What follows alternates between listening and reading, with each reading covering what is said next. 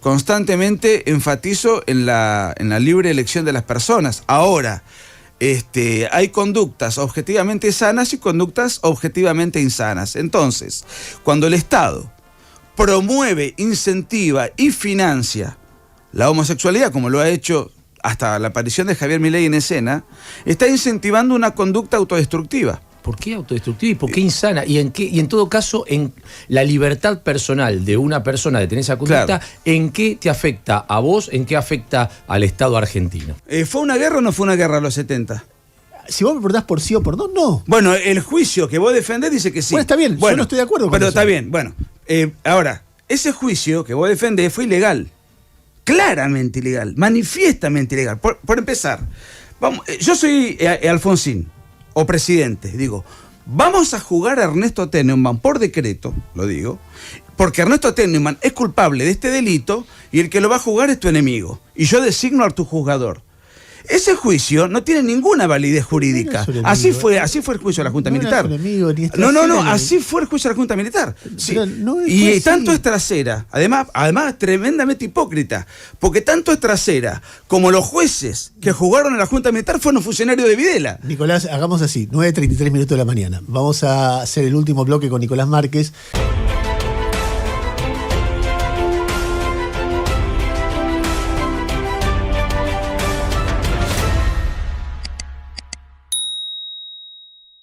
A ver, cada tanto lo que vas a escuchar ahora es un reportaje muy atípico.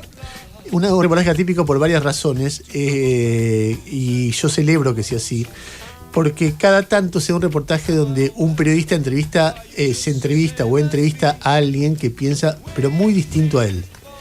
En este caso, el entrevistado es Nicolás Márquez. Nicolás Márquez es un hombre que ha escrito muchos libros. El último libro que escribió es nada más y nada menos que la biografía que acaba de salir de Javier Milei, que se llama Milei, la revolución que no vieron venir. Es un hombre que, el otro día le decía en el pase con Jairo, si yo tuviera que definirlo ideológicamente con un criterio brutal, después le pondría algunos peros y que yo diría que yo en otro momento lo hubiera definido a él como un facho, es decir, como él me definiría a mí como un zurdo. Un hombre que, desde hace muchos años viene escribiendo libros planteando que la mirada dominante de la sociedad argentina a la que yo adhiero sobre qué pasó en la dictadura es una mirada incorrecta tiene una mirada que desde mi punto de vista es muy pro dictadura, aunque él va a relativizar esto que yo estoy diciendo. Y voy a contar antes de... primero lo saludo, Nicolás, gracias por venir. Gracias. Es un hombre que además hoy tiene relevancia porque es un hombre que tiene una relación personal con el presidente, y una relación, creo que, no sé si son amigos, pero tiene una relación cariñosa, recíproca, desde hace muchos años. El presidente ha retuiteado muchas cosas de Nicolás, una que fue bastante fuerte, fue en la primera manifestación que hubo creo que de un partido de izquierda. Él puso, y bueno, la policía los hizo caminar por la vereda y qué sé yo, él puso la próxima vez un poquito de napalm, no vendría mal, y Milei se lo retuiteó. ¿Napalm de los manifestantes o de la policía? No, de la policía. Porque no estaba aclarado. La policía sonríe cuando yo cuento esto, con lo cual imagino que tenía algo de ironía ese tuit, o no lo sé. Pero déjeme contar una historia personal y retratarlo antes de que, en todo caso, él corregirá, dirá y empezaremos a charlar. Sí. Vamos a hacer una nota larga respecto de esto. ¿Cómo me enteré yo de quién era Nicolás Márquez? Porque, hay veces que el campo en el cual vos no te movés se te hace como todo muy parecido. Entonces, yo no sabía hasta hace muy poco, hasta hace 2 años, quién era Victoria Villarroel. Sí. O no sabía hasta hace, me daba cuenta de ese palo. Claro, lo tenía muy identificado porque es un colega y porque es un alto funcionario a Juan Bautista Joffre, pero no a Victoria Villarroel. Después empiezan a aparecer otros personajes. ¿Cómo lo conozco yo a Nicolás? Lo conozco porque en un momento yo tuiteo algo antes de la asunción de Milei, y veo que alguien me responda, yo que tuiteo, hay una carta de un grupo de gente que denuncia que había habido una amenaza de bomba contra la línea 144, que es la línea que recibía mensajes de mujeres golpeadas. Entonces yo hago un tuit diciendo, estaría bueno que los medios le den bola a esto porque es feo. Y veo que alguien me contesta esto, escucha. Les quedan 15 días de Parásitos y se cierra ese antro oloroso. Luego tendrán que buscar un trabajo decente. Esto no es noticia salvo para zurditos emputecidos como vos. O sea, zurdito emputecido era yo. Yo miro el nombre de la persona que me tuitea esto, porque esto Twitter, uno puede hacer churros con este tipo de mensajes, pero veo que tiene un tic, con lo cual refiere a alguien que es una identidad comprobada. Entonces me meto en la cuenta de Twitter de Nicolás Márquez y lo primero que veo es que tiene fotos con Javier Milei, y que había sido invitado al palco en la asunción de Milei. Y estaba ahí en el palco. Con lo cual se dijo, bueno, es alguien de La Libertad Avanza. Al lado de Agustín Laje, que es otro escritor, intelectual, de derecha radical, diría yo, y después con fotos en el recinto donde también estaba Bertie Venegas Lynch, que me doy cuenta por otros tweets de Venegas Lynch que son amigos, porque además dice, quiere que Nicolás sea diputado el año que viene junto con otra gente. Después me meto en el tweet, a la cuenta de Twitter de Nicolás, y nada, hay mensajes que son impresionantes. Leo 2 o 3 nomás, pero qué sé yo, en una pelea con José Venegas, que es un intelectual liberal, y le dice, Josefa, evito trompear con maricones como vos porque la confusión de sangres con invertidos contrae riesgo de HIV. Salvo que vos no seas puto, ¿sos o no sos? Y son... ¿Por qué tienes una fijación homofóbica? Espera, déjame terminar de contar porque es más complejo que esto. Y hay varios, estoy dando un mensaje, un tweet de decenas de tweets, etc. Después investigo un poco más, veo los libros de Nicolás, que son libros de un agitador en combate. Básicamente es eso, vos ves a alguien que va contra la visión de izquierdo progresista sin ningún tipo de corrección política. O sea, es un hombre, cualquiera que lo conozca dentro de la derecha, sabe que Nicolás es un agitador, básicamente. Así como Laje podría ser más un intelectual, él va y choca y abre polémicas de esa manera. Entonces me encuentro con un acto del 2019, un acto notable por el significado que tiene, que se da en el Auditorio Belgrano, ahí en Belgrano, que es creo que es un teatro que pertenece a la Curia, me parece. Y que era un acto impresionante, y yo lo hablé con él, porque hablamos bastante después de este episodio, que hablan Nicolás Márquez, Agustín Laje y habla Milei. Es un teatro muy grande, cobran entradas porque no tenían guita, no eran lo que son hoy, y van como, no sé, lo llenan 3.000 personas y quedan 2.000 afuera. Sí. Y ese día se dan cuenta que está pasando algo. En ese acto, yo lo veo, está en YouTube, todo esto es público, lo que estoy diciendo, por eso no hay nada que sea oculto. Y Nicolás Márquez dice, por ejemplo, esto de Perón ese día. Escuchá. Hace 5 años aproximadamente, yo escribí una biografía sobre el dictador pedófilo Juan Perón.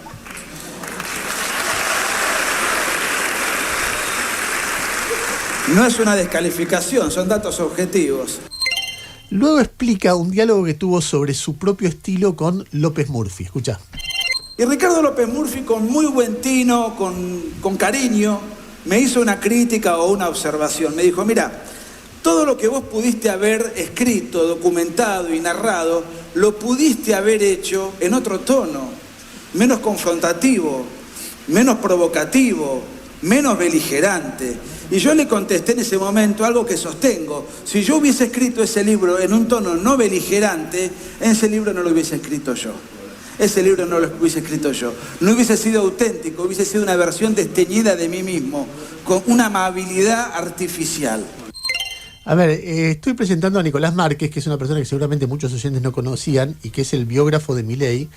En otro momento de ese discurso, él habla de el extremismo de centro, ese cáncer que es el extremismo de centro. Y no se refiere a alguien como yo, a la que dicen Corea del Centro, sino a los liberales que eran los liberales hegemónicos antes de la llegada de Milei. Y dice, estos tipos están todos entregados, no defienden la libertad, están ganando plata con las fundaciones y lo dice de esta forma, escuchá. ¿Dónde están institucionalmente entonces los liberales? Bueno, están agrupados en algunas ONG o fundaciones que están muy bien financiadas y que supuestamente se dedican a recaudar plata para defender la libertad. Miren, ni defienden la libertad ni influyen en la opinión pública.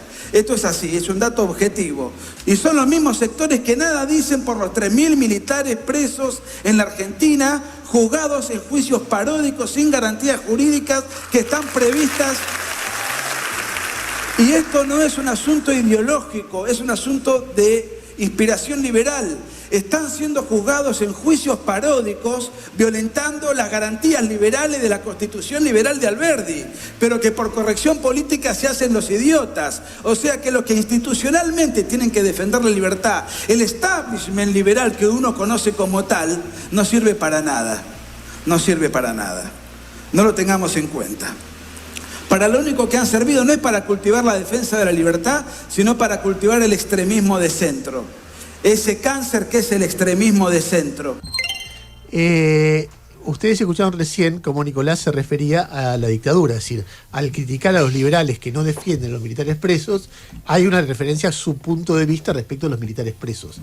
Hay otro momento donde es más explícito, en el audio número 33, habla de si existieron o no los campos de concentración de la dictadura. Y dice esto, escuchá. Cuando ya la guerra se profundiza, y efectivamente fue una guerra, y una guerra irregular, obviamente vos no le podés dar a conocer a tus enemigos dónde están los prisioneros de tu bando oponente. Entonces fueron trasladados a lugares no convencionales, que en la jerga militar se llama lugar de reunión de detenidos, para que no se sepa dónde están detenidos tus camaradas de armas, lo que la propaganda oficial le llama campos de concentración. Ya vamos ahora a escucharlo a Nicolás, qué tiene para decir de todo esto, y en todo caso empezaremos el diálogo. Déjenme poner dos cositas más. Una, cuando él habla, creo que esto fue en la Feria del Libro del año pasado, hace muy poquito, Nicolás dice estamos en una guerra, refiriéndose a la actualidad, y habla de esta forma del tema este. Escuchá. Porque estamos en una batalla, en una suerte de guerra, llámenle como quieran. Nosotros no tenemos adversarios, tenemos enemigos. La progresía, la progredumbre y todos sus aliados, los bienpensantes, la casta a la que siempre ataca con certeza Javier Milei, y no solamente la casta política, la casta periodística hegemonizada por un progresismo que nos atosiga, que nos abruma y que además no tiene contraste. No hay diferencias filosóficas sustanciales entre los canales kirchneristas y los canales que responden a Cambiemos. No, nosotros tenemos enemigos y tenemos que tratarlos como tales, tenemos que aniquilarlos y aplastarlos ideológica y políticamente. Finalmente, uno de los libros más fuertes que publicó Nicolás, son todos libros fuertes, esto que está escuchando es Nicolás Márquez auténtico, se llama, lo escribió con Agustín Laje y se llama El libro negro de la nueva izquierda, así se llama, ¿no? Sí. Hay un capítulo que se llama, y que vuelve al comienzo de lo que estoy contando, la autodestrucción homosexual.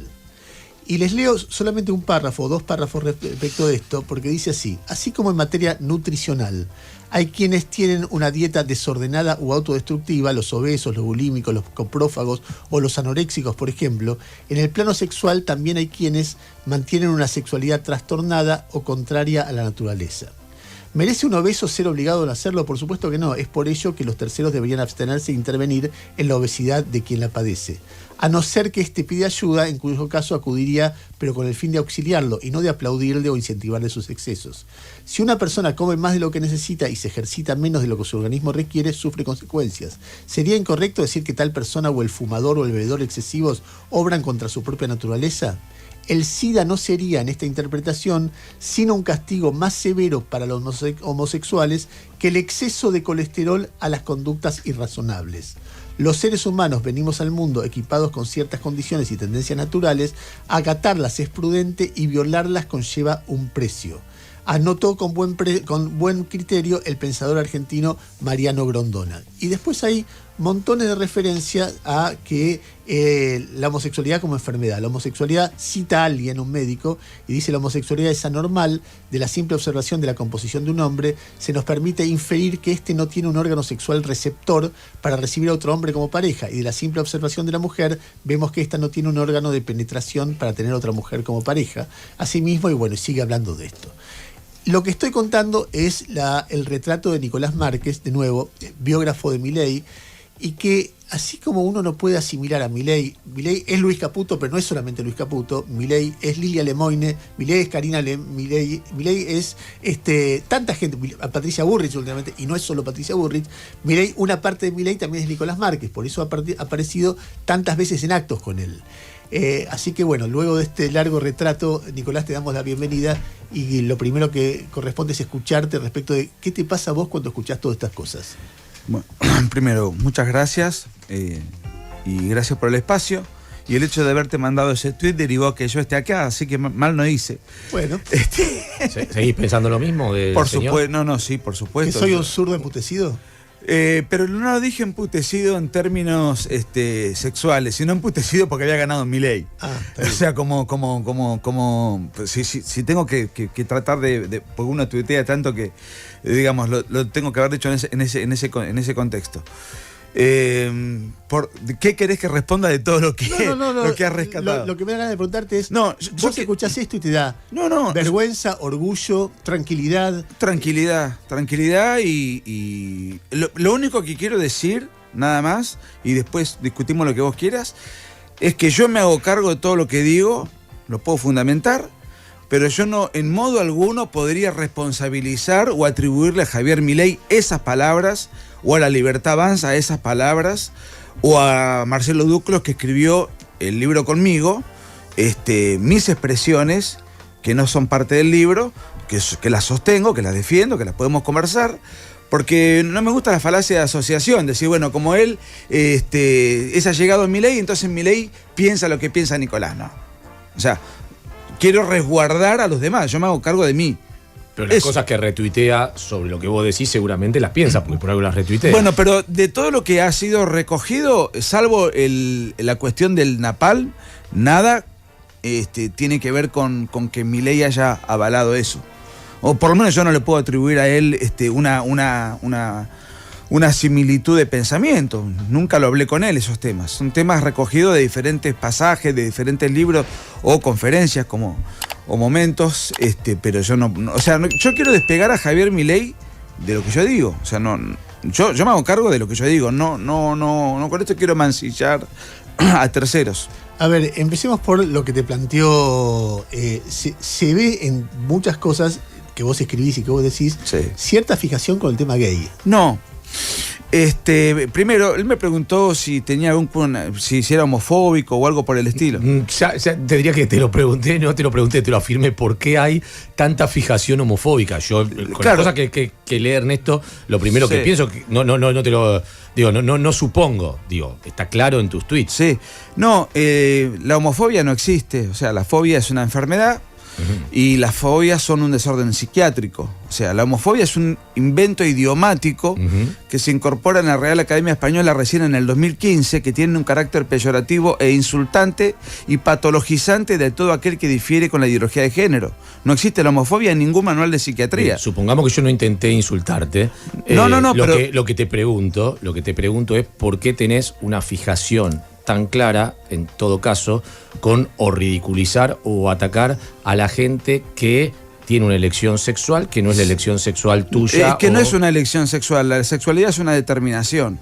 En el caso puntual, ahí hay un intercambio de tweets. Habría que ver las barbaridades que me dice a mí la persona que está contratuiteando conmigo. Perdón, a mí me dicen barbaridades y yo no contesto.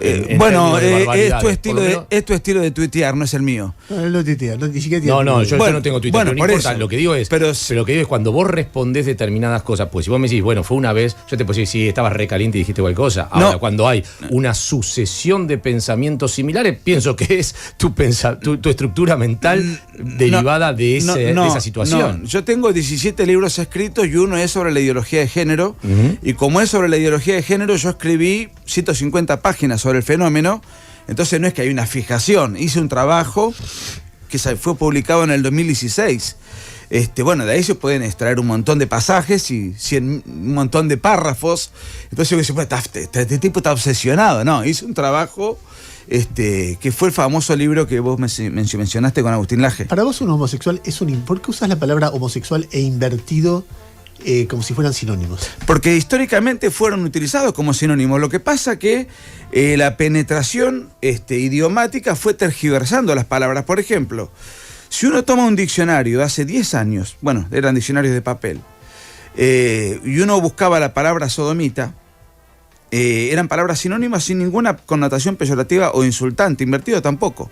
Pero ahora uno analiza, se ha resignificado a partir de la presión de los lobbies, y entonces yo no me voy a dejar arrastrar por el palabrerío de las neolenguas impuestas por los lobbies. No, pero espera. Entonces yo utilizo... Es una cuestión idiomática para vos, porque la No. lo que yo veo es, todo aquel que tenga una elección sexual... No es una elección. Bueno... yo no sé si vos sos heterosexual u homosexual. Sí. Lo que yo sí sé es que vos no elegiste que te gusten los hombres o las mujeres. Vos no leíste un libro y tomaste una decisión. Ah, ¿no? No. Bueno, pero ¿quién elige que...? Está bien, pero... Yo tampoco elegí ser heterosexual. O sea, no es una virtud personal.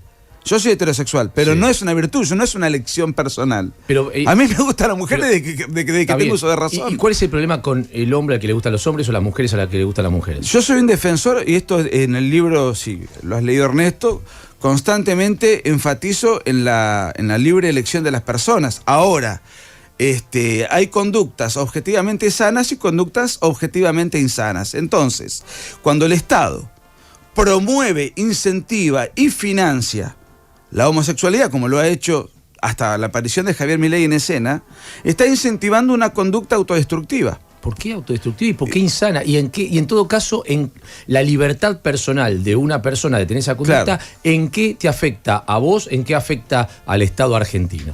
Bueno, vamos por partes. Primer punto.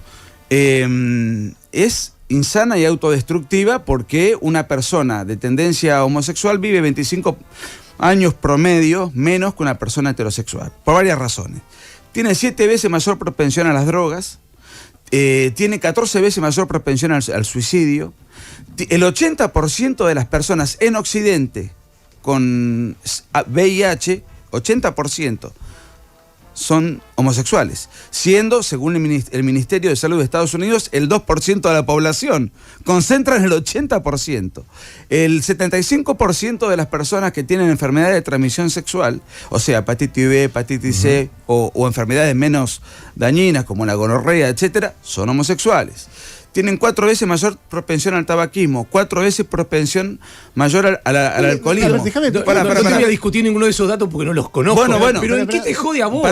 No. Que un tipo decida vivir 25 años menos, por ejemplo. Bueno, contestado el primer punto. Te diría que en la cosmovisión que yo veo de este gobierno es, buenísimo, ¿sabés por qué? Porque vamos a bajar la cantidad de jubilaciones que tenemos que pagar dentro de unos cuantos años. Bueno. Vamos al segundo punto. Primer punto, es una conducta, vos me preguntaste por qué era autodestructiva e insana. Creo que con estos datos, que no son todos, te puedo nombrar muchos otros, pero esos son algunos datos objetivos, incluso de la ONU y del Ministerio de Salud de Estados Unidos, del Ministerio de Salud de Canadá, del Ministerio de Salud de España. Bueno, todos los datos, yo te puedo acercar el libro que escribí al respecto. Me llama la atención. Pero pará. El segundo punto es, ¿qué te jode? No, a mí no me jode. Lo que me parece una imprudencia brutal es que el Estado está incentivando una conducta autodestructiva e insana. El Estado, ¿acaso? No. ¿Acaso el Estado, no para fomentar los buenos hábitos, no dice cuando hay un fumador que va a comprar un paquete de cigarrillos, esto produce cáncer? O sea, el Estado está desincentivando una conducta autodestructiva. Nicolás, ¿me permitís simplemente interrumpir un cachito? Sí, por supuesto. Por lo menos quiero darte mi visión del tema. Sí. Me gustaría... Dijiste muchas cosas, con lo cual me da ganas de discutir cada una de ellas, sí, claro. pero voy a ir a lo general. Mi visión del tema es la siguiente: me parece que cada cual tiene derecho a elegir, o si no elige, si querés, a manifestar o tener la conducta de acuerdo a lo que le parece que tiene que hacer o lo que le fue determinado o lo que eligió. Sí. Entonces, si hay un chico de 15 años que le gusta a otro chico, su conducta no tiene por qué ser juzgada por nadie. Y lo que ha pasado durante siglos, te diría desde que el mundo es mundo, es que cuando a un chico de 15 años le pasaba eso, lo que era, hay un texto muy bueno de Osvaldo Bazán que decía: cuando a un chico judío lo agreden por judío en una escuela, vuelve a su familia y le dicen, vuelve a su familia llorando, y los padres dicen: tenés razón, el malo es el que te agredió. Cuando un chico negro lo agrede en un grupo de blancos en la escuela, vuelve a su familia y le dicen: tenés razón, los malos son los que te... Cuando un chico gay volvía a su familia, la familia decía: el problema es tuyo que sos gay. muchos chicos se han suicidado por este tipo de afirmaciones, muchos chicos han sido perseguidos. A los homosexuales a lo largo de la historia, yo creo que la humanidad les tiene que pedir perdón, porque los ha perseguido, golpeado, encarcelado, simplemente porque decidían estar con otra persona del mismo sexo. Uh-huh. Y yo creo que eso forma parte de la libertad. Entonces, lo que pasó en estos años respecto de esto, que tal vez vos podés decir, hay algunas cosas que no me gustaron de esto, y puede haber discusiones, no es una ideología de género ni un lobby, sino una corrección que se da en los países capitalistas, no se da en otro tipo de países, los países más libres del mundo, de decir, hay que terminar con este oprobio de perseguir a alguien por su elección sexual. Y cuando yo te escucho a vos hablar, lo que escucho es la voz de quienes los perseguían. Vos me decís, no, pero fíjate que igual, son invertidos. Fíjate que uso la palabra puto como insulto. Fíjate que, etcétera, etcétera, etcétera. Entonces lo que yo escucho es, no me estás discutiendo el lobby. Ni siquiera me estás discutiendo los efectos adversos que puede tener una elección sexual determinada. Estás utilizando esos argumentos para plantear que el homosexual es inferior, que estás comparando un homosexual como alguien que muere de cáncer por fumar. O sea, hay una idea, en otra gente cercana a Milei lo ha comparado con elefantes, con gente que no se baña, entonces me parece que si hablamos sinceramente, hablemos de que te rompen las pelotas los putos. No hablemos de que lo que te molesta es que es una conducta autodestructiva financiada por el Estado. No. A mí lo que me rompe las pelotas es el lobby, que fomenta conductas autodestructivas. Ahora, la libertad de la que vos haces mención respecto de que una persona tiene el derecho a intimar con quien le plazca mientras no dañe derecho de terceros, es una conquista de la derecha liberal, y yo adhiero. No es una conquista de la izquierda. Los países de izquierda históricamente, en la Unión Soviética los mandaban a la Siberia, en China los castraban, en Cuba también. ¿Y en la España franquista qué pasaba con los homosexuales? En la España franquista, que yo sepa, no había ninguna represalia, que yo sepa. Si la había, estoy en desacuerdo. Lo que pasa es que cuando vos le Pero en los países de izquierda... Cuando vos le contestás a Ernesto, sí. yo puedo entender que vos digas, a mí me parece mal que haya un cupo trans, que el Estado fomente un cupo trans en determinadas empresas, hasta que fomente un cupo de trabajadoras de sexo femenino en una empresa. Ahora, cuando vos le contestás a Ernesto, le contestás con una descalificación de emputecido, que no va sobre el tema de si Ernesto es desde el Estado un promotor, como vos decís, de conductas insanas, sino que le contestás con un adjetivo calificativo directamente que muestra perdóname, no lo quiero decir como insulto, lo digo como palabra que se ha instalado, según vos de 2015, homofobia. Sí, es una palabra inventada para desacreditar a todo aquel que disiente con la ideología de género. Evidentemente con Ernesto estamos en las antípodas ideológicas, él lo hizo explícito al principio. Seguro que cuando va a la cancha a hinchar por estudiantes, los 20.000 o 30.000 hinchas que asusan al equipo contrincante o a la hinchada contrincante los tratan de manera similar. Y eso forma parte del folclore, y eso forma parte de la jerga tuitera. Una cosa es escribir un libro donde yo no uso esa palabra, y otra cosa es cuando uno se manifiesta de una manera. Pero Nicolás, cuando vos reivindicás la utilización de la palabra invertido para un homosexual, decís, la uso porque es la que se usa. Antes decías sodomita igual homosexual. No voy a aceptar la corrección política de la ideología de género para dejar. Para mí un homosexual es un invertido. Refiere a que hay una forma derecha o invertido de proceder. Bueno, ya cuando vos decís eso es inferior o es un invertido, estás poniendo al tipo a alguien en un lugar subordinado por su elección sexual. Yo no subordino a nadie. Si el tipo mañana es presidente de la nación, me interesa que sea un buen administrador. Yo nunca hablé de inferior ni de subordinado. Ahora, yo lo que uso son las categorías lingüísticas históricas, porque la ideología de género, entre otras cosas, lo que busca es alterar el lenguaje. El último intento que hicieron fue tratar de penetrar el disparate del lenguaje inclusivo en la Real Academia Española, y por ahora, afortunadamente, la Real Academia Española lo rechazó. Jairo, vos querías hacer una pregunta. Sí, Nicolás, ¿vos sentís que cuando vos estás diciendo que tiene una conducta insana el homosexual, que es un invertido y el resto de las categorías, contribuís para que una persona que sale con otra del mismo sexo viva mejor, se sienta más integrado, o transformás su vida eventualmente en sufrir una carga urbana y está diciendo insano, invertido, el Estado malgasta guita para que gente como vos, haya más gente como vos. ¿Vos pensás que eso le mejora la vida a generar ese tipo de mensaje? Ni que hablar después cuando usás los insultos que recién leía Ernesto. Sí. ¿Vos sentís que el que entonces sale con otra persona del mismo sexo vive mejor? O sea, la sociedad lo trata mejor. ¿No estás contribuyendo a un odio que le puede arruinar la vida? Mira, como primero mención, yo no soy un benefactor. Yo lo que estoy diciendo es la verdad. Una persona que tiene ese estilo de vida tiene una perspectiva de vida muy infeliz y menor en tiempo de expectativa de vida. Entonces, y uso para tal fin todos datos estadísticos. Ahora, en todo caso, decir eso puede incomodar. De hecho, estos datos, que son datos observables, chequeables, seguro que ustedes no los conocían. Seguro que no los conocían porque son sacar un minuto de este lugar, porque no nos vamos a poner de acuerdo. Pero que no es, pero son datos. Pero está bien, por eso ya está, los datos lo dijiste. Pero vos no nos vamos a poner de acuerdo. Pero Nicolás, te saco un minuto de acá. Déjame, Jairo, te saco un minuto de acá. Ernesto, en algunas cosas que leía, insisto, yo no he leído tu obra, con lo cual algunas preguntas son ignorantes sobre todo tu pensamiento escrito en los libros, pero te lo hago a partir de los recortes que Ernesto estuvo leyendo al aire. Sí. Cuando vos calificás, o me da la sensación que cuando vos calificás el último proceso de reorganización nacional, como se llamó la dictadura de forma formal cuando asumió la Argentina, tenés una mirada muy complaciente, o por lo menos eso me pareció cuando se hablaba de no le vas a decir a tus enemigos en dónde estaban los prisioneros, y ese tipo de manifestaciones que son muy raras para un país que trata de vivir en un estado de derecho, en donde toda persona que es acusada de un delito tiene que ser condenada por una justicia, por un poder judicial que obviamente no tiene que depender del poder ejecutivo como una dictadura. Y en el marco de eso quiero que me respondas eso. ¿Y qué te parece, por ejemplo, no sé, los vuelos de la muerte, los robos de la bebé? Hagamos lo siguiente, porque para ordenar un poquito. Gustavo dejó pendiente una pregunta.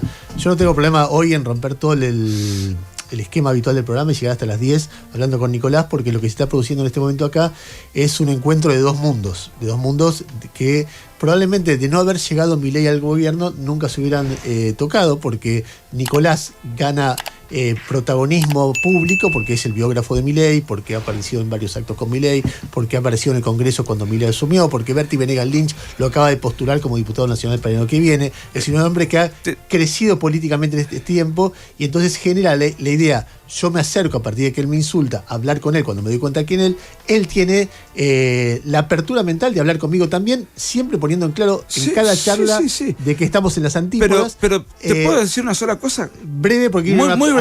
Y seguimos hablando. Mi primer libro, en el 2004, salió hace 20 años, fue La otra parte de la verdad, fue una respuesta a la política kirchnerista de los 70, fue el libro más vendido en Argentina en el 2004. O sea, y fue el libro más vendido junto con el libro de este economista que era keynesiano, que se llamó Hitler ganó la guerra. Competimos todo el 2004, no me acuerdo el nombre del economista. O sea, no es nueva y nunca te entrevisté. Entiendo que nos movemos en ámbitos diferentes. Bueno, vos tenés una historia pública muy conocida, yo sí, obviamente te conocía, y la derecha siempre estuvo marginada. Entonces, por ahí la notoriedad que yo podía tener estaba reducida a determinados ambientes, pero no es que a mí Milei me hizo conocido, es decir,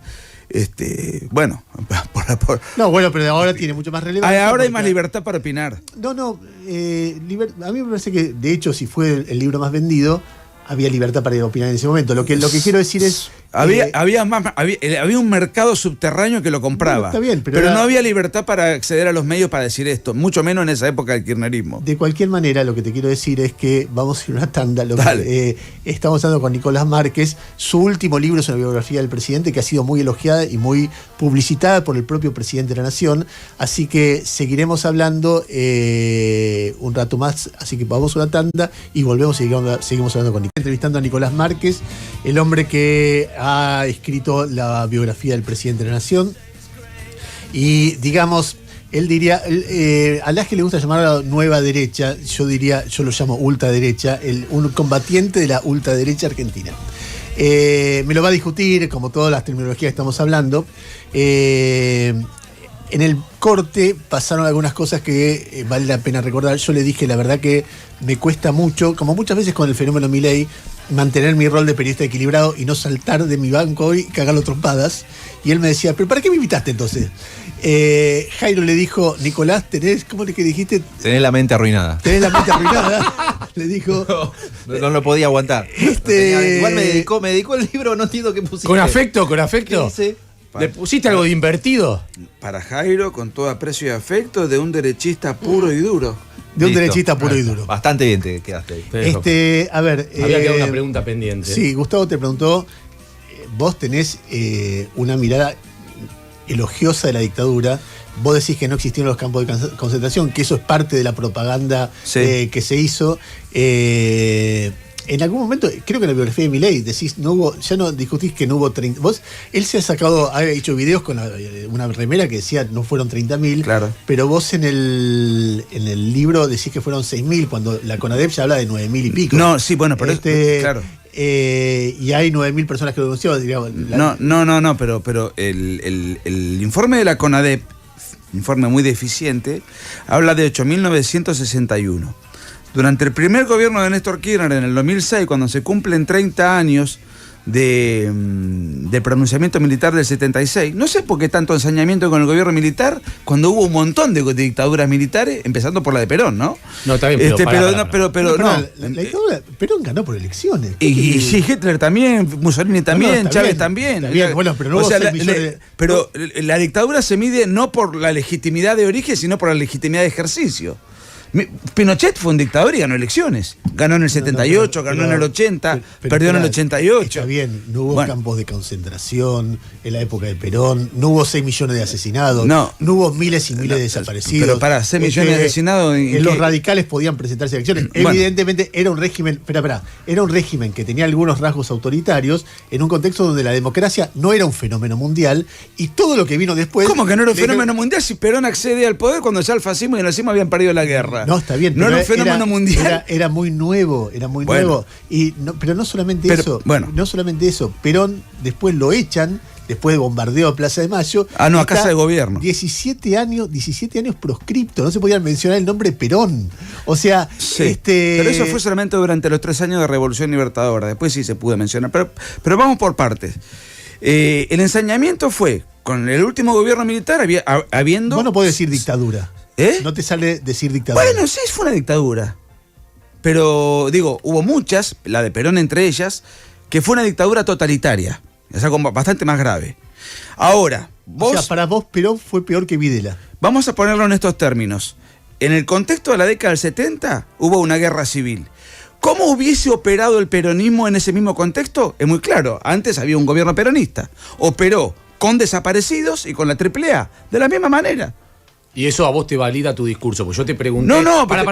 ¿Por qué? Quiero volver a la pregunta inicial antes de ir a la tanda. Sí. Yo te pregunté si para vos estaba bien que hubiese desaparecido gente que, por ejemplo, uno no sabe dónde está, no podés ir a llevarle ni siquiera una... Y si te parecía bien que no hubiese para las personas que la dictadura tomaba un juicio justo hecho por la justicia como poder independiente. Sí. Y te pregunté qué pensabas del robo de bebés y te pregunté qué pensabas de los vuelos de la muerte. No me respondiste ninguna. No te respondí, porque yo no estoy rehuyendo ninguna pregunta. No he tenido tiempo. O sea, por favor. Bueno, vamos por partes. Primer punto. El gobierno militar, no el último, sino el anterior, sí buscó por la vía legal, combatir a la guerrilla y al terrorismo a través de la famosa Cámara Federal Penal, que empezó a juzgar delitos a partir del momento de la constitución de la Cámara Federal Penal. Ni siquiera los delitos anteriores, ni siquiera retroactivos. Entre el 71 y el 73 hubo 8.927 causas, hubo 2.000 presos y 371 con condena firme. Por eso no te pregunto sobre esa época. Bien, pero que hay que contar todo. Si empezamos a contar desde una fecha arbitraria... Pero no es una fecha arbitraria. Te pregunto sobre un gobierno específico. Bueno, correcto. No. Pues sí, déjame... Yo estoy a favor de ese modus operandi. Lo que pasa es que ese modus operandi no funcionó. Cámpora derogó los 20 artículos del Código Penal que tipificaban delitos de guerrilla. Cámpora derogó la Cámara Federal Penal y amnistió, o indultó primero y se amnistió después, a los 2.000 guerrilleros que habían sido detenidos conforme a derecho y cada uno con su abogado, etc. ¿Qué pasó con los jueces que los juzgaron? O los mataron o se tuvieron que exiliar, todos sin excepción. ¿Bien? Entre el año 73 y marzo del 76, ¿sabes cuántos delitos de guerrilla hubo? No, pero... No, te pregunto. 2 preguntas te hago. ¿Sabes cuánto hubo? No sé cuántos hubo. Más o menos 8.000 actos de terrorismo. ¿Sabes cuántas condenas a guerrilleros hubo? Ninguna. Bueno, vos Ninguna. Perdóname, ninguna. ¿Qué juez iba a juzgar un guerrillero? Nicolás, ya hablamos de la falsificación de esa época. No, que pero me partí de una fecha como de la nada, descontextualizada. Bueno, este tipo, mirá lo que está diciendo. Ya me contaste las fechas anteriores. ¿Qué hizo el peronismo? Que para Ernesto fue una democracia. No lo fue ni del 46 al 55, ni tampoco lo fue antes, en la década del 70. El gobierno militar no quebró el Estado de Derecho. No había Estado de Derecho el 24 de marzo del 76. Primero crea la AAA, que tuvo más o menos 487 muertos, si la memoria no me falla. Pero a partir de febrero del 75, y sobre todo en octubre del 75, con los decretos de aniquilamiento de la subversión, y la palabra aniquilar en el reglamento de terminología castrense significa el exterminio físico y o moral del enemigo. Ya al 24 de marzo del 76, según la CONADEP, hubo 908 desaparecidos. Lo que hizo el gobierno de facto, apoyado por toda la comunidad. Dictadura se llama. Ponele, sí, claro. Apoyado por toda la comunidad. Yo tenía 11 meses, así que yo no me reivindico a mí mismo, yo reivindico la verdad histórica. Todos apoyaron ese proceso, todos. Desde el Partido Comunista hasta el propio Partido Peronista. E incluso la guerrilla apoyó el golpe. Nicolás, porque él era funcional. Entonces, cuando viene el gobierno militar, y 2 cosas, porque con esto respondo 2 cosas. No modificó una coma el mecanismo para combatir a la guerrilla. Continuaron, o sea, peronizaron la metodología. ¿Sabes qué me pasa con Tejero? Pero una sola cosa. Bueno. Porque me lo preguntaron. Cuando los guerrilleros eran colocados en cárceles comunes, los guerrilleros que estaban afuera atacaban a esas unidades penales y se generaron fugas permanentes. Muchas, algunas famosas, iban a la dictadura chilena de Allende y los recibían y los mandaban a Cuba, los iba a recibir Eduardo Luis Duhalde. Es decir, vos le estabas dando información al ejército enemigo de donde estaban tus propios guerrilleros detenidos. Entonces se aplica en la jerga militar el LRD, que es el lugar de reunión de detenidos, de vos tenés a los detenidos, pero no le das información al bando enemigo. Y los matás, y los desaparecés, y les robás a los chicos y todo eso. Pero eso de robo. Y los torturás y las violás, etc. Eso de las violaciones. ¿Eso de robo de qué? ¿Eso de las violaciones qué? Que son testimonios que dice de gente que fue violada. ¿Cómo lo probás? Sí, la violación suele ser testimonio de gente que fue violada. Y sí, pero eso, el testimonio en sí mismo. Por otros testimonios. Y hay un montón de testimonios. Eso es. ¿Pensás que los militares fueron preparados para salir a violar gente? ¿Las violaban? No. ¿Y el robo de bebé? Bueno, yo escribí un libro que se llama La Guerra Civil Argentina, que publiqué en el 2020. Y estudié, me metí en la página de las abuelas de Plaza de Mayo. Actualmente creo que... Que vos dijiste, la definiste en el libro que sobre Milei como una organización terrorista, las abuelas de Plaza de Mayo. No, una organización financiada por terrorismo o algo es cierto así. Eso. Es cierto. Eso lo confiesa Joclender, y lo confiesa Joclender en su libro, que era el apoderado, el parricida, asesino Joclender, y además... ¿Y por qué le crees a Joclender y no a una mujer que fue violada en la ESMA? Bueno, Joclender está hablando de la organización que él administró, qué sé yo. Es a confesión de parte, relevo de prueba. Ahora. Pero no solamente eso. Cuando, por ejemplo, se abate al terrorista, jefe de la FARC, Reyes, en su computador figuraban los fondos que la FARC le enviaban a la madre de Plaza de Mayo. Yo te pregunté una organización narcoterrorista. Quiero ver eso, además, es lo que te agarra de elementos. Pero Pero además, Bonafini se ha encontrado con tiro fijo, es decir, el jefe anterior a Reyes, Ha hecho público su apoyo. Abuelas, son cosas Vos me distintas. hablaste de las madres, yo te respondo por las madres. Pero de cualquier manera, déjame decir una cosa que yo veo, estamos hablando con Nicolás Márquez, el autor de Milei, La revolución que no vieron venir o que no vieron. Déjame, por favor, hacer partícipe a Marcelo Duclos. Junto con Marcelo Duclos, el libro es de los dos y él le hizo un tremendo aporte, porque es un libertario muy formado. Que escribió sobre economía, básicamente. Fundamentalmente sobre la base filosófica y económica de Javier Milei. No quiero atribuirme la totalidad. Déjame decirte una cosa que yo veo. Hay algo que define, y lo digo con tanto respeto como puedo decirlo, yo sé que lo que voy a decir puede ser hiriente, pero no lo quiero dejar de decir. No, por decirlo.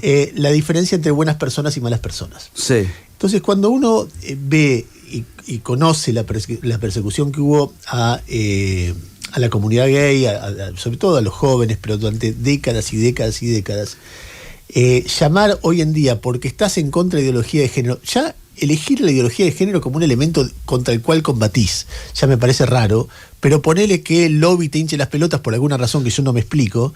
Empezar, que los homosexuales son invertidos, y yo no voy a dejar de decir, que los homosexuales mueren más de decir, que los homosexuales son antinaturales.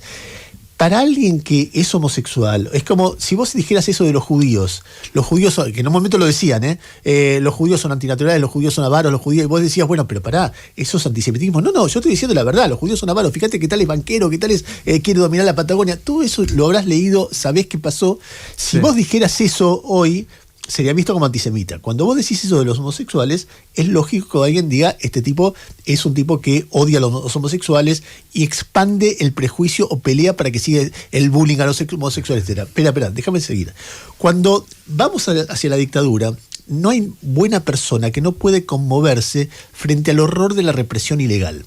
Porque fue una dictadura que ejerció una represión ilegal. Si vos decís, había un desafío militar, lo había, por supuesto que sí. La guerrilla cometió delitos graves, los cometió, por supuesto que sí. El Estado, ¿cómo respondió? Violando, robando niños, hay 200, etcétera, etcétera. No es cierto. Y lo que haces es, tu eje, es decir, no fue tan grave, está justificado, ya no me parece que estemos discutiendo, porque esta discusión histórica no se va a saldar de este ratito. Lo que me parece que te define como una persona muy cruel, que no se da cuenta que tanto en el tema de los homosexuales como en el tema de la dictadura hay tanto dolor que lo mínimo que puede hacer alguien es ser respetuoso, tranquilo, entender que la dictadura fue una mierda, porque fue una mierda, y que en la discusión sobre el contexto histórico se debe dar, y vos tenés todo el derecho del mundo a darla, en otros términos. Entonces vos me decís, bueno... Perdón, yo lo puedo dar... Yo tengo... Primero... Está bien, vos lo podés dar en el término que quieras, me parece de mala persona. Pero me está mezclando los tantos. Yo estoy dando datos objetivos sobre lo que sucede con una persona que practica una sexualidad desordenada. Es desordenada. Sí, es desordenada. No es desordenada. Es desordenada y es autodestructiva. No es autodestructiva. Son datos objetivos. Ahora, precisamente los que respetamos que hagan eso, que vivan de esa manera. Vos no tenés que respetar y no respetar nada, porque yo te diga, yo respeto que vos seas, heterosexual. Correcto. Gracias. No, yo no me estoy metiendo con la vida de nadie. Bueno, sí, cuando vos decís los homosexuales son enfermos, yo nunca dije que son enfermos. Bueno, estás comparando con anoréxicos, con bulímicos, con obesos. Yo hice una cita de Mariano Grondona que vos leíste. Yo no dije que son enfermos. Bueno, y en ningún libro en ningún pasaje de mi libro digo que son enfermos, porque no soy médico para diagnosticar. Yo tiro datos duros de organismos de lo más reputado y acreditado que confirma que es una conducta desordenada e insana. Ahora, tengo también la firme convicción de que en el ámbito privado puede hacer lo que quiera y bueno, que se atenga a las consecuencias. Y eso es gracias a la derecha liberal, no es gracias a la izquierda. Nicolás, yo recorriendo lo que venís diciendo, tengo todo el tiempo algo que no lo puedo entender. Te lo dejo como puntapié y vos seguís para donde quieras. Percibo que te enoja más un homosexual que un militar que roba bebés. ¿Cómo llegas a esa escala de valores? Es mi percepción de escucharte este rato. No, bueno, esa es una percepción. Vamos por parte y con esto le contesto a Barbia, porque quedó un asunto pendiente. Primer punto. Cuando el juicio ilegal que Alfonsín decreta hacer en 1985 a la Junta Militar, entre las acusaciones bueno, se incluyó... No, perdóname, no fue ilegal el juicio. No, es un juicio en democracia, con los poderes de democracia ratificado por la Corte Suprema. No, sí, de Alfonsín. A ver, ¿y qué tiene? Alfonsín fue elegido por el pueblo. Correcto. Yo sé que vos pensás que Alfonsín es comunista. No. Es otro delirio. Yo estoy diciendo que el juicio fue ilegal. No, bueno, has escrito que Alfonsín es comunista. Yo no dije que era comunista. En el libro lo tengo por acá. No dije que era comunista. Obviamente simpatizaba con el comunismo, ninguna duda. ¿Fuera comunista qué? No, ¿Cómo? ¿Y si fuera comunista qué? ¿Te parece poco?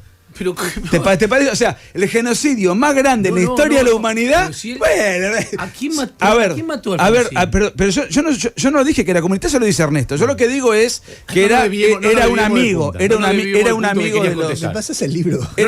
No nos desviemos del punto que quería contestar. Dale, volvé a lo que estábamos hablando. Bueno, es que por eso, no tengo tiempo cuando termino una cosa con la otra. A ver, el juicio de la Junta Militar.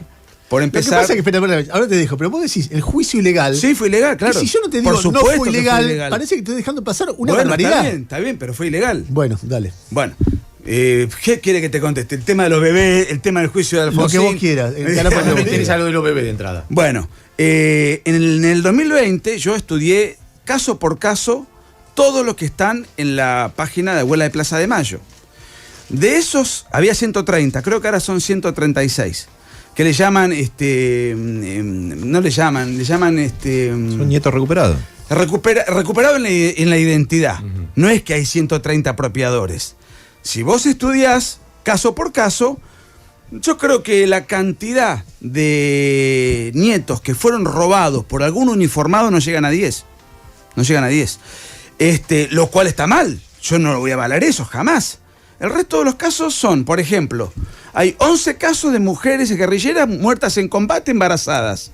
Por ejemplo, metete en la página textual. Yo analicé todos los casos. O sea, en ese caso específico, oh sorpresa, están a favor de la vida desde la concepción.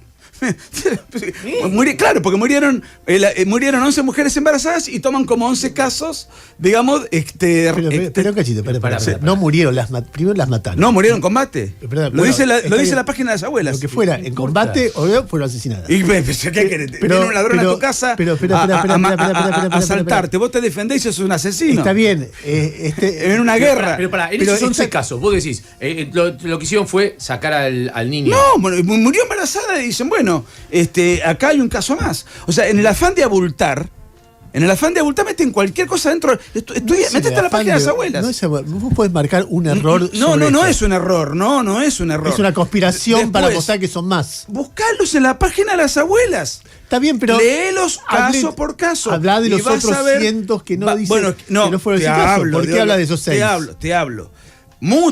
Varios decenas, fueron niños que cuando los padres son abatidos o detenidos y quedan los menores en situación de desamparo, fueron llevados al juez correspondiente de menores de la jurisdicción. Juez de la dictadura.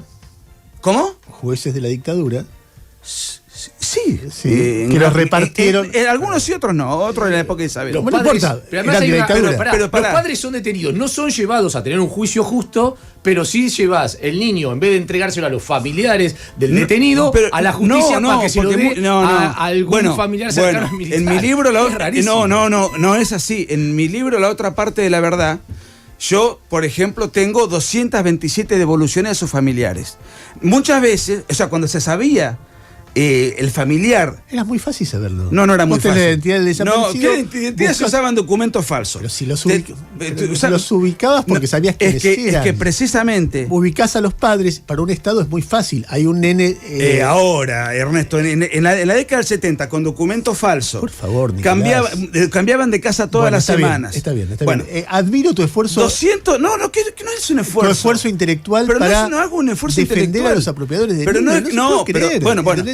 A ver, ¿vos tenés certeza de lo que hicieron las dictaduras comunistas a lo largo de la historia y tenés dudas sobre lo que hizo la dictadura en Argentina? Lean caso por caso en la página oficial de esta organización castrista, chavista, como las abuelas de Plaza de Mayo, ¿no? Los abrazos y las enlaces de esta organización con las dictaduras comunistas, o sea, no son organizaciones de derechos humanos. Eso es importante destacar. Nada más castrista que tu mirada de los homosexuales, te digo. No, porque yo jamás encarcelaría a alguien con quien se acuesta. Eso lo hace el comunismo, no, a mí no me atribuyas eso porque no va conmigo. Pero vos estudiás... Nadie persiguió tanto a los homosexuales, hasta la llegada del Papa Francisco. En la historia que la Iglesia Católica, la mirada de la Iglesia Católica sobre los homosexuales y los regímenes católicos, como el de Franco, por ejemplo, y yo te decía, hay casos muy conocidos, el nazismo, que también fue un movimiento... Sí, socialista. Sí, claro, el nazismo fue socialista, exactamente, por eso perseguía a los comunistas, por eso los mataba, por eso los metía en campos de concentración. Y también a los gays. También el estalinismo perseguía a los comunistas descarriados como los trotskistas. Pero totalmente. Bueno. Totalmente. Es decir, hay o sea, un grupo peleas entre primos hermanos siempre hubo. No, yo te voy a decir, hay en la historia de la humanidad gente democrática y gente que no. Bueno, el comunismo no es democrático. Te digo una cosa. Vos tampoco. Te digo una cosa. ¿Por qué no? Porque vos defendés dictadura. No. Yo defiendo la verdad histórica. No es la verdad histórica. Sí, la verdad histórica. Perdóname, no es la verdad histórica. La verdad histórica en democracia la define la justicia. Hay justicia, hay un gobierno elegido por el pueblo, se eligen jueces, los jueces escuchan testimonios, no aparece. Nicolás Márquez puede dar una versión particular de la verdad histórica. No es cierto, es que no es cierto. Se apela, se discute. Bueno, ¿fue una guerra o no fue una guerra a los 70? Si vos me preguntás por sí o por no. Bueno, el juicio que vos defendés dice que sí. Bueno, está bien, yo no estoy de acuerdo con eso. Pero está bien, bueno. Ahora, ese juicio que vos defendés fue ilegal. Claramente ilegal. Manifiestamente ilegal. Por empezar, yo soy Alfonsín, o presidente. Digo, vamos a jugar a Ernesto Tenenbaum por decreto, lo digo, porque Ernesto Tenenbaum es culpable de este delito y el que lo va a juzgar es tu enemigo. Y yo designo a tu juzgador. Ese juicio no tiene ninguna validez jurídica. Así fue el juicio de la Junta Militar. Así fue el juicio de la Junta Militar. Sí. Y tanto es trasera, además tremendamente hipócrita, porque tanto es trasera como los jueces que jugaron en la Junta Militar fueron funcionarios de Videla. Nicolás, hagamos así, 9:33 minutos de la mañana. Vamos a hacer el último bloque con Nicolás Márquez. De nuevo, Nicolás Márquez es el autor el coautor, junto con Marcelo Duclos, está bien la aclaración, de La Revolución que no vieron venir, de Milei, La Revolución que no vieron venir, el libro que se está vendiendo ya en nuestra librería, y tengo entendido que se está vendiendo muy bien, ha sido traducido o va a ser traducido a más de 20 idiomas. Yo ayer estuve justamente, le comentaba a Nicolás, ayer cuando acordábamos la nota, que estaba por Paseo Alcorta, y vos entrás a la librería y está exhibido primero. En la librería me decían que esto te va a traer problemas, vende más que el libro que acaba de sacar Milei, de autoría de él. O sea, imagino yo que este libro va a ser un fenómeno editorial. En ese sentido, Nicolás Márquez además es una persona que tiene una relación de cercanía muy amistosa con Javier Milei. Él cuenta en el mismo libro que, de hecho, la parte que él escribe del libro tiene una hilación, que es un reportaje que le hace a Milei, que cuenta que él le dice: venite tal día a la Quinta de Olivos y nos vemos, y no alquile, como es de Mar del Plata, no reserves nada de hotelería porque te quedas a dormir en la casa, en la Quinta de Olivos. Hay una escena muy impresionante, muy impresionante, muy humana también, que en un momento le dice: lleva a Maya, y entonces él está en el lugar de huésped de la Quinta de Olivos y un colaborador de Milei lo llama y le dice: te está esperando el presidente en la pileta. Va con Maya y está solo Milei nadando en la pileta de Olivos, y él se mete y la primera charla tiene que ver es en la pileta. Sí. Y la hilación de todos. Nicolás Márquez también es una marca de época. Como él dice, a pesar de que sus libros se vendían mucho cuando hacía La Verdad, cuando hacía todos sus libros que él dice que tienen que ver con la verdad histórica, y para mí son una reivindicación explícita de la represión ilegal, pero en todo caso no nos pondremos de acuerdo en esa caracterización, pero lo que en el fondo de la cuestión, él lo que decía era: mis libros se vendían y a mí no me entrevistaba nadie. ¿Por qué? Porque nosotros éramos marginales, nosotros éramos mala palabra, y que yo lo esté entrevistando a él en este momento, nosotros, muestra una marca de época. Lo entrevisto porque hoy no es mala palabra, hoy no solamente es bestseller, sino que es alguien cercano al presidente de la Nación. Y entonces, de alguna manera, al entrevistarlo a Nicolás Márquez, estamos mostrando un costado, no el único. algunos dirán es el dominante, otros no, pero es un costado importante de novedad que tiene el proceso político argentino actual. La idea de que un presidente es amigo e invita y elogia y valora a personas que piensan como Nicolás. Y en ese sentido me parece que es un libro, es una nota que tiene una entidad periodística muy fuerte, porque revela una cosmovisión o un elemento de esa cosmovisión que antes no formaba parte del debate abierto en la Argentina. Así que vamos a ir a una tanda y hablaremos los últimos 20 minutos de este programa. Te digo, no es solamente que te entrevistamos, nunca en la historia de este programa entrevistamos, salvo a un presidente, 1 hora y media a alguien. Así que vamos a la tanda y volvemos. Esta nota fue hecha, me dijo, entre varias cosas, porque se demoraba, él vive en Mar del Plata, y ayer yo me entero a la mañana que le iba a dar una nota a Luciana G. en TN. Y entonces dije, este se me va a escapar. Entonces lo llamé y le dije, escúchame, le dije 2 cosas. Le digo, mira, va a ser dura la nota, con lo cual si a vos te parece que no tenés ganas de estar, no quiero que te sorprenda que va a ser una nota de confrontación, así, si a vos eso te jorobe, le dije, voy a hacer algo muy antiperiodística. No la hagamos, porque realmente no. Gracias a Dios que es el terreno que mejor se mueve, dijo, buenísimo. Claro. Y lo segundo, que ayer cuando veo que no está Valo de Geuna y Luisa me decía, no me contesta el teléfono, le llamo y le digo, escúchame, no seas cagón. Si dijiste que ibas a dar la nota, me dice, es lo peor que me puedes decir, mañana voy. Así viene. Ahora, lo otro que me dijo es, cuando salga tu libro sobre Milei, quiero entrevistarte yo a vos. Le digo, no tengo ningún problema. O sea que es el primer round, esto no. Pero el otro va a ser de visitante. El primer round, claro, el primer round es el zurdito emputecido. El segundo round, ¿en dónde se juega? Califícamelo. No, el facho con el facho que básicamente es eso. No, porque el fascismo es corporativista, estatista. Lo más parecido al fascismo que hubo en Argentina fue el peronismo. Bueno, escúchame. O sea, no tengo ningún vínculo de contacto con algo así. Vos sabés que cuando a mí me pasa que escribiendo el libro sobre Milei encuentro el fenómeno, primero Laje y después Márquez y después Laje Márquez y la historia de ustedes y cómo hablan con Milei y cómo agitan, etcétera, etcétera. Entiendo contra qué están.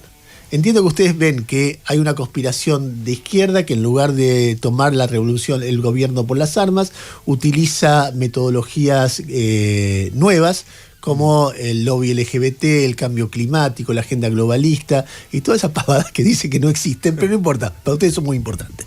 Y entonces van contra todo eso. Entonces, ¿sabés qué? Hagamos la batalla cultural contra Gramsci, contra Marcuse, contra la liberación sexual que quiere destruir la familia, porque la familia de alguna manera frena el avance del Estado y del comunismo, entonces quieren destruirla. Ven todo eso como una conspiración de algo que yo no lo veo así. Yo creo que el símbolo máximo de lo que uno decía, bueno, ¿cuál es el símbolo de algo que ustedes tienen? Madonna. Madonna no es producto de Gramsci ni del marxismo ni nada. Madonna es producto del capitalismo puro y duro que va explorando distintas formas de desarrollo individual cada vez más tolerante. Y va explorando límites y cada cual lo explora como le parece y eso a ustedes les molesta. Entonces lo que ustedes llaman la agenda globalista es producto del capitalismo liberal, de lo mejor del capitalismo liberal. Pero volviendo a eso, entonces entiendo que ustedes están contra todo eso.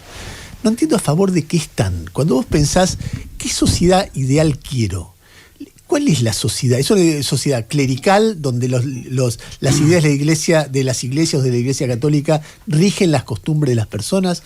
¿Es una sociedad igualitaria? ¿Es una sociedad desigual? ¿Es una sociedad parecida a qué país? Porque no Noruega, no España, no Francia, no Alemania, que son lugares donde hay una tolerancia, es lo que no Davos, todo eso es comunismo para vos, para Milei. ¿Qué sociedad quieren? ¿Qué es lo que imaginan como reemplazo de esto que está todo podrido? Aclarar 2 cosas. Primer punto, nadie pretende que la sexualidad no sea ejercida con plena libertad. Yo jamás, no me vas a arrancar un solo renglón escrito o dicho por mí que diga lo contrario. Lo que yo estoy diciendo son otras cosas, que hay conductas que son virtuosas y otras que generan un desorden para quien las practica y consecuencias autodestructivas. Yo lo pongo en evidencia, después que cada uno haga lo que quiera. Entonces, porque si no pareciera que uno está persiguiendo por la calle. Bien, primer punto. Segundo punto, respecto de los 70 yo tengo la certeza, la convicción de que fue una guerra y dentro de esa guerra aparecen todos estos dramas que estábamos discutiendo y que fue mal contada y desde el punto de vista jurídico ilegalmente juzgada. Ahora, y me llama la atención, por otra parte, que los que se escandalizan por un enfoque revisionista de la historia, en función de propósitos caritativos y qué sé yo, son los mismos que promueven el genocidio invisible del aborto. Entonces digo, pero otro tema. ¿Qué defensores de derechos humanos raros son? Perdóname, no sé, pero entonces... todo está mal. El genocidio invisible del aborto no es así. Es un genocidio invisible. Perdóname, hay un dilema ahí cuando una piba... No hay un dilema. Hay un dilema respecto, No. pero por supuesto que hay un dilema. Bueno, pero no puedo terminar el concepto. Bueno, terminalo, dale. No hay un dilema. O sea, sí hay un dilema, pero vos lo resolvés matando a un niño. Yo no. Es verdad, no es cierto. Y sí, no es cierto. Sí, ahí resolvés el dilema. Con el aval del Estado y en alguna persona que no puede defenderse y que no tiene la más mínima culpa de cualquier contratiempo que haya padecido una mujer antes. El referente máximo de tu líder político, que es Murray Rothbard, está a favor del aborto. ¿Y? Todos los países democráticos No. a favor del aborto. Cambió de opinión, Bueno, puede ser que haya cambiado. Cambió de opinión y eso... Lo que demuestra que es un dilema. Lo que demuestra que es un dilema. Si no es un problema de Rothbard. Yo nunca cambié de opinión. Las estoy diciendo que liberales, el último Rothbard cambió de opinión. Capitalistas mayoritariamente han legalizado el aborto cuando los regímenes clericales, atrasados, etcétera, que vos odias, no es un problema religioso, es un problema clínico. La vida empieza de la fecundación. Está bien. Yo no cité un pasaje bíblico. No. Sí, empieza de la fecundación. Sí, empieza de la fecundación. Ahora, es muy sencillo lo que nosotros proponemos. Vida, libertad y propiedad. Ahora, dentro de esa libertad yo puedo hacer uso para decir lo que quiero de manera irrestricta. Y vos también. ¿Por qué tengo que yo padecer la persecución del INADI, la persecución judicial por decir esto o aquello, o estar escondiéndome y estar... O sea, vida, libertad y propiedad. No es tan difícil. Ahora, que el Estado no haga ingeniería social promoviendo valores culturales que evidentemente son negativos para el crecimiento del individuo y para el crecimiento de la sociedad. Que el Estado se abstenga, que la cultura sea algo que se genere... ¿En ese marco también estás en contra de la ESI? Digo, porque las estadísticas, que es lo que marca, es que han prevenido muchísimo, por ejemplo, el embarazo adolescente, las enfermedades de transmisión entre los chicos. ¿También estás en contra de eso? No, una cosa es la ESI y otra cosa es la educación sexual, porque la ESI es adoctrinamiento en ideología de género. La ideología de género tiene, entre otros disparates, la concepción de la autopercepción. O sea, yo no soy aquello que soy conforme a mi realidad natural, sino que yo soy aquello que me autopercibo. O sea, que si yo me autopercibo el hombre araña, entonces yo soy el hombre araña, ustedes me tienen que tratar como el hombre araña. Y bueno, por supuesto que si me pongo... ¿Eso dice la ESI del hombre araña? Lo que te quiero decir es que le da la posibilidad que cada uno se autoperciba como quiera y confunde a los niños desde la más tierna infancia, alterándolo psicológica, emocional, en algo tan gravitante como lo es la sexualidad. Ahora, enseñar a una edad prudente educación sexual conforme a la ciencia y la biología, yo no estoy en desacuerdo. De hecho, yo fui formado en el colegio secundario, me dieron educación sexual. No es que me decían que yo era no binario, si yo me autopercibía no fluido, cualquier disparate, cualquiera de los 150 géneros que inventó la ONU. Eso es ideología de género. Ahora, que me enseñen qué son las trompas de falopio, cuáles son las etapas de gestación, qué es la fecundación, qué es la implantación, etcétera, etcétera, etcétera. Nicolás, yo no me opongo. Yami Segovia te quiere hacer una pregunta. Sí, tengo un montón de preguntas para hacerte. Primero contar a la gente una anécdota antes del corte, que le estaba firmando el libro a Jairo y yo le ofrecí mi lapicera y me dice, no, la lapicera verde no, porque tengo justo una lapicera verde y no quiso firmar con la lapicera verde. Bueno, pero lo cuento como a modo de gracia. A propósito de esto, la verdad yo estuve embarazada y sé por las ecografías y por los meses de transcurso del embarazo que no es lo mismo el momento de fecundación que después cuando van avanzando los meses y cómo se construye o va creciendo un niño dentro del vientre materno, digamos, son situaciones distintas. Entiendo tu postura, pero bueno, nada, obviamente yo estoy en las antípodas de tu postura.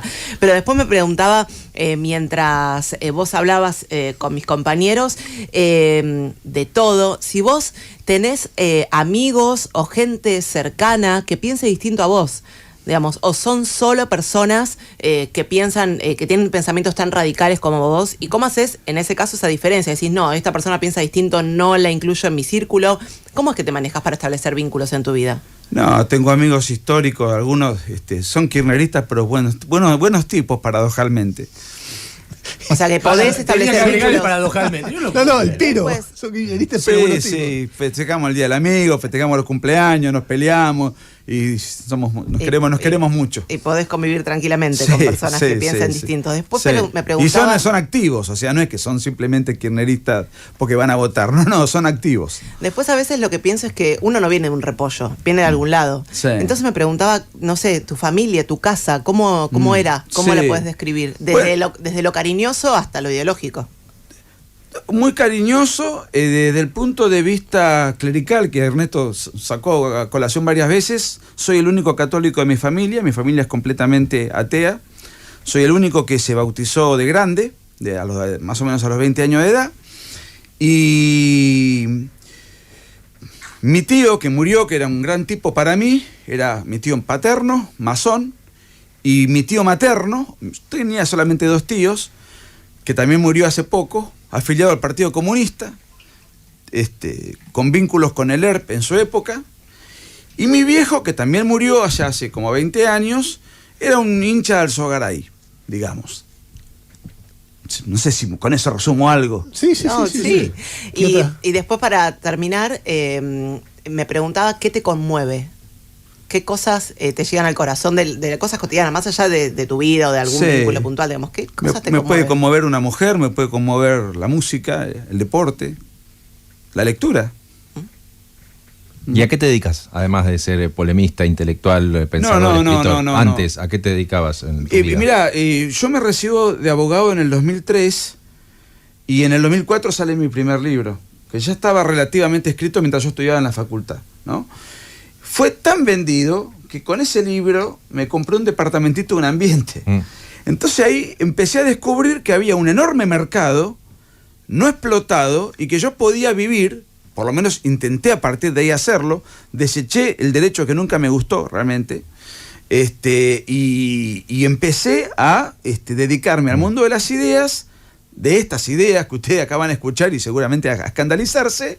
Y eso se fue convirtiendo en un modo de vida, o sea, vendo libros, doy conferencias. Está bien, se entiende. ¿Y en qué momento te enojaste? Porque entiendo que para tus ideas el mundo te era hostil y algo, o sea, cuando vos agitaste, estás enojado en ese momento, ahora se dio vuelta y es más mainstream tu pensamiento, con Milei en el poder, etcétera.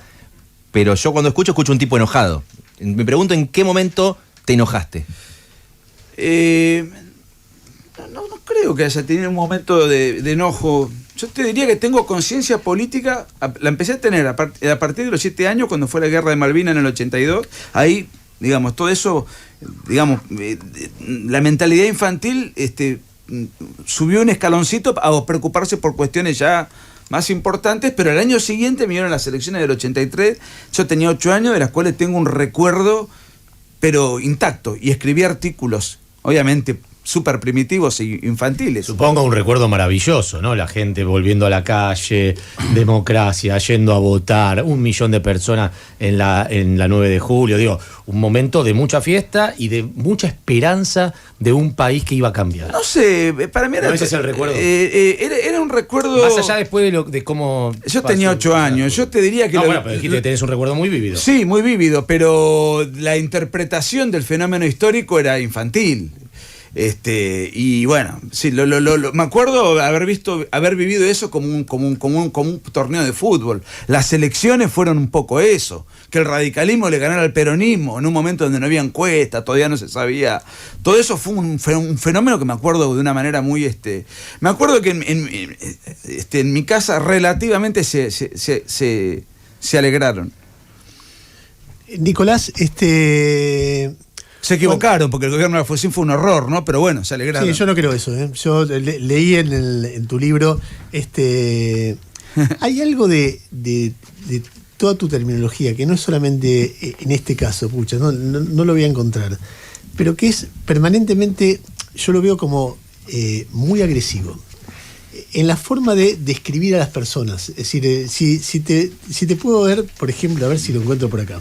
Me acuerdo que una cosa que me impactó es la manera en que vos la describís a Lali Espósito, que es muy agresivo y además, puta madre. No lo voy a encontrar. Sí, yo sé, yo te recuerdo. A ver. Digo que es una cantante / vedette, teenager. Sí, y después hay otra cosa más, un poquito más abajo. La descripción es esa. Lo que yo después digo es que lo que pudo, y de hecho metiste en el Twitter y la ves en 4 patas semidesnuda, o sea, no estoy diciendo ninguna cosa que no que es esté. Una cantante pop, baila y, sí, y a veces hacen eso acá y en todo el mundo. Y que lo haga. Yo no digo que no pretendo que lo prohíban. Ahora, lo que yo sí puedo haber dicho es que me parece una inmoralidad que los impuestos de los contribuyentes vayan a parar a sus arcas, de ella o de cualquier otro. Eso sí. Bueno, son las 9:55 de la mañana. Cerramos esta nota como te parezca. No, yo agradezco mucho el tiempo, agradezco mucho, bueno, nada, déjame promover el libro. Por favor. Bueno, el libro es una biografía, perdón, no es una biografía, el libro es un retrato bastante intenso de lo que es Milei. Mi parte tiene un rasgo biográfico, creo que bastante completo, de aspectos de su vida personal que lo fueron marcando a Javier, de su vida familiar, de su vida como rockero, de su vida como arquero, donde hay rasgos de su psicología muy atractivos para mí, de su vínculo con su hermana, de su vínculo con la economía, etcétera, su evolución digamos, cómo él mismo va revisando sus postulados, y después la aparición de la segunda parte que escribe Marcelo, que se ha leído toda la biblioteca libertaria de punta a punta y que lo conoce a Javier hace 10 años, como yo más o menos, hace un retrato muy profundo, pero al mismo tiempo muy fácil de entender, porque a veces los economistas hablan con un lenguaje intrincado. Por eso que yo creo que para entender hacia dónde va Milei y por qué va hacia ese lugar, la parte de Marcelo es clave, es muy importante. El otro día Jairo dijo... una biografía chupamedia de Milei. La biografía olfa de Milei. Me aburren mucho las biografías que no le critican nada, que nada le parece mal del personaje. Me las pateo cuando hizo la leía, decía, dale, Nicolás, seguro te voy a hacer una nota, pero no puede ser tan chupamedia la biografía. También me pasó lo mismo que Ernesto, lo tengo esperando a Duclos. Llegué hasta el final de Márquez, pero es mi percepción de lector. ¿Te parece legítima su opinión? Libertad, propiedad y ¿qué da? Libertad, propiedad y... Vida, libertad y propiedad. Vida, libertad y propiedad. Sí. No, te preguntaba mi opinión de la biografía, de la parte tuya. Yo tengo una opinión humana muy buena de Javier. Coincido en un 80-90% y me parece eso tremendo, por coincidir de semejante manera con un gobierno. Me parece un tipo que realmente es un tipo estoico. Se para frente a lo que a todo un engranaje de una manera casi heroica, despojándose de la guita que podría estar ganando como conferencista internacional, con el furor que él causa. Ha asumido un rol, y si le va bien, y esto en gran parte no depende de él, va a depender de muchas otras cosas, como por ejemplo lo que pasa en el Poder Legislativo, va a ser un hombre que va a quedar en la historia muy bien posicionado. Tengo razón, entonces. Stoichkov era un jugador de Suecia, ¿no? No, de Bulgaria. ¿No te acordás? Risto Stoichkov. Mundial 94, no me hagas hablar. Igual el domingo ustedes dos se pueden llegar a dar un abrazo emocionado. Claro, porque sí, es pincha. Pero Milei no es pincha. No, usted Milei es bilardista. No, lo que te quería decir es que encontré lo de, y ahora lo perdí, lo de Lali Espósito, lo decís, comerciante, entretenedora de niños, algo así le decís. En un momento. Sí, bueno, sí. En cualquier caso. 9:59, Nicolás Márquez, el biógrafo del presidente Milei, co-biógrafo con Marcelo Duclos, estuvo aquí. En algún otro momento vamos a entrevistar a Duclos, pero es una entrevista que va a ser más aburrida, porque es una entrevista sobre temas económicos, o sobre temas de filosofía económica y social. El combatiente de la ultraderecha es Nicolás Márquez, amigo personal del presidente, estuvo aquí. Marca de época, estamos en Radio Con Vos, 9:59. Si te gustan mis videos, si te gustan mis libros, si te gustan mis conferencias, yo ahora voy a estar abocado en este canal de YouTube a dar una serie de videos todas las semanas durante todo el tiempo. Ello requiere de tiempo, de preparación, además de todas las actividades intelectuales que uno lleva adelante. Si estás de acuerdo con lo que hago, si te sentís identificado y representado, ten en cuenta que estamos dando una batalla cultural contra toda la progresía, contra la agenda globalista. Y muy desigual. Nosotros no disponemos de fondos y ellos disponen de fondos ilimitados. Entonces te invito a que si estás de acuerdo y podés, dame una mano. Tenés Patreon para colaborar con lo que puedas y de esta manera poder facilitar que todo este trabajo y todo este esfuerzo siga siendo posible. ¿Dónde está? ¿Cómo haces para poder colaborar? Bueno, en la descripción del video ahí está el link de Patreon. Con lo que puedas. Todo suma y todo sirve para que este trabajo que vengo realizando dé sus frutos. Un abrazo.